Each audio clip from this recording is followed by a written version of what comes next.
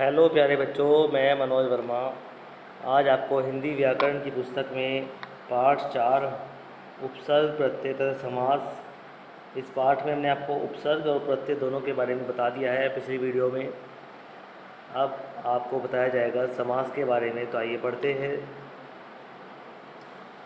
तो देखिए बच्चों, समास पेज संख्या 28 पर है।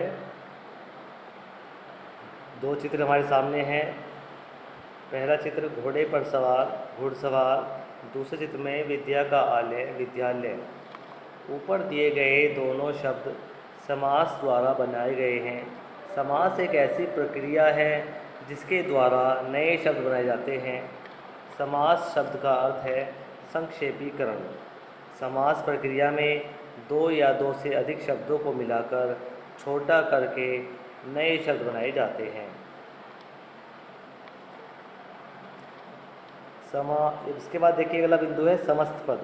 समास की प्रक्रिया से बनने वाले शब्द को समस्त पद कहते हैं। जैसे राजकुमार, त्रिफला, गुरु दक्षिणा, पथभ्रष्ट आदि। समस्त पद का विग्रह करके उसे पुनः पहले वाली स्थिति में लाने की प्रक्रिया को समास विग्रह कहते हैं। जैसे राजा का कुमार, तीन फलों का समूह, गुरु के लिए दक्षिणा, पथ से भ्रष्ट।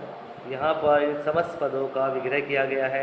जैसे कि राजकुमार शब्द किससे बनता है? राजा का कुमार। त्रिफला का जब विग्रह किया गया तो बना तीन फलों का समूह। गुरु दक्षिणा का विग्रह करने पर बना है गुरु के लिए दक्षिणा।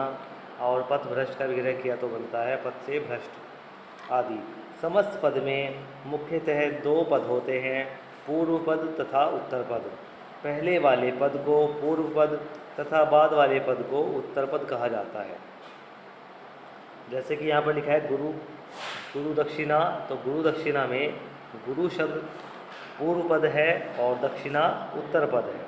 पथ भ्रष्ट में पथ पूर्व पद है और भ्रष्ट उत्तर पद है।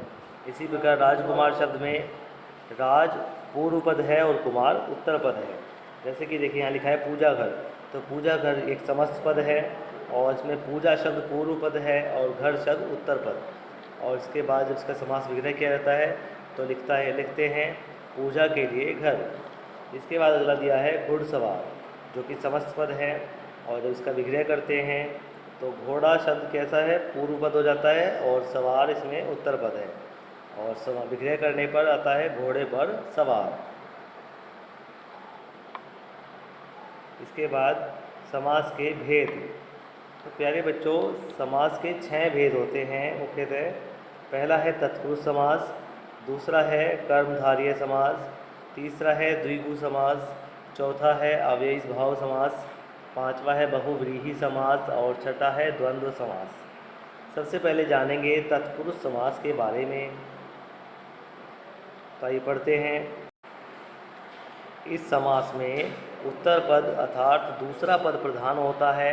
इसमें कारक चिन्हों का लोप हो जाता है अर्थात वे छिप जाते हैं। कर्ता तथा संबोधन कारकों के अतिरिक्त अन्य सभी 6 कारकों के आधार पर तत्पुरुष समास के भी 6 भेद किए जा सकते हैं।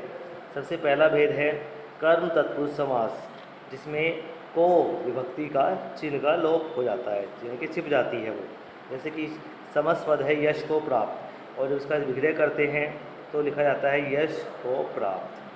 समस्त पद है इसका यश प्राप्त और सामने लिखते हैं यश को प्राप्त। इसमें को शब्द का लोप हुआ है। इसके बाद ग्रामगत, देखिए ग्रामगत में भी को का लोप हो रहा है, को छिपा हुआ है और यहाँ लिखा है ग्राम को गत। इसके बाद लिखा है देखिए सर्वप्रिय। सर्वप्रिय का समास विग्रह करेंगे तो बनेगा सर्व को प्रिय। यहाँ पर को विभक्ति का लोप हुआ है। जैसे कि स्वर्ग प्राप्त, स्वर्ग प्राप्त का अर्थ होता है स्वर्ग को प्राप्त। पद प्राप्त, पद को प्राप्त। गगनचुंबी, गगन को चूमने वाला। तो प्यारे बच्चों, समझ में आया आपको कि यहाँ पर जो समस्त पद दिए गए हैं, इन सभी समस्त पदों में को विभक्ति का, को चिन्ह का लोप हुआ है। अब इससे अगला भेद पढ़ते हैं। अगला भेद है प्यारे बच्चों करण तत्पुरुष समास, जिसमें से या द्वारा चिन्ह का लोप है। जैसे कि शोकाकुल, समस्त पद है शोकाकुल और इसका अर्थ होता है शोक से आकुल, तो इसमें से का लोप हुआ है। तुलसीकृत, तुलसी द्वारा कृत, इसमें द्वारा का लोप हुआ है। हस्तलिखित, हस्त या हाथ से लिखित, उसमें भी से विभक्ति का लोप हो रहा है यानी छिपी हुई है। मन चाहा, मन से चाहा। अकाल पीड़ित, अकाल से पीड़ित। बाढ़ पीड़ित, बाढ़ से पीड़ित। गुण युक्त, गुण से युक्त। शक्ति संपन्न, शक्ति से संपन्न। तो इन सभी शब्दों में से और द्वारा विभक्ति का लोप हुआ है, वे सभी छिपे हुए हैं और इसका नाम था करण तत्पुरुष समास। अब अगला भेद है संप्रदान तत्पुरुष समास। तो प्यारे बच्चों, इसमें के लिए चिन्ह छिपा हुआ है, जैसे कि चिड़ियाघर। चिड़ियाघर का अर्थ होता है चिड़िया के लिए घर। राह खर्च, राह के लिए खर्च। विद्यालय, विद्या के लिए आलय। चिकित्सालय, चिकित्सा के लिए आलय। रसोई घर, रसोई के लिए घर। मालगाड़ी, माल के लिए गाड़ी। गुरु दक्षिणा, गुरु के लिए दक्षिणा। सभा भवन, सभा के लिए भवन। तो इन सभी शब्दों में आपने देखा है कि किस प्रकार में के लिए छिपा हुआ है, के लिए चिन्ह का लोप हो रखा है। अब इसके बाद पढ़ेंगे इससे अगला। देखिए बच्चों, यहाँ पर इससे अगला दिया है अपादान तत्पुरुष समास। इसमें से चिन्ह का लोप हुआ है, जैसे कि भयभीत। भयभीत का जब अर्थ होता है वो होता है भय से भीत। पथभ्रष्ट, पथ से भ्रष्ट। जन्मांध, जन्म से अंधा। धनहीन, धन से हीन। बंधन मुक्त, बंधन से मुक्त। देश निकाला, देश से निकाला। इन सभी समस्त पदों में से चिन्ह का लोप हुआ है। इसके बाद अगला है संबंध तत्पुरुष, जिसमें कि का, के, की, इन सभी का सभी चिन्हों का लोप हो जाता है, ये सभी छिप जाते हैं। जैसे कि गंगा जल, गंगा जल का समास विग्रह होता है गंगा का जल। राजपुत्री, राजा की पुत्री। देशवासी, देश का वासी। सेनापति, सेना का पति। दीनानाथ, दीनों के नाथ। लखपति, लाखों का पति अर्थात स्वामी। इसके बाद अगला है बच्चों अधिकरण तत्पुरुष समास, जिसमें में और पर। अधिकरण तत्पुरुष समास के दो चिन्ह होते हैं, जिसमें में और पर होते हैं। इन दोनों चिन्हों का लोप हुआ है। इसमें ध्यान मग्न का विग्रह होता है ध्यान में मग्न। सिर दर्द, सिर में दर्द। कार्य कुशल, कार्य में कुशल।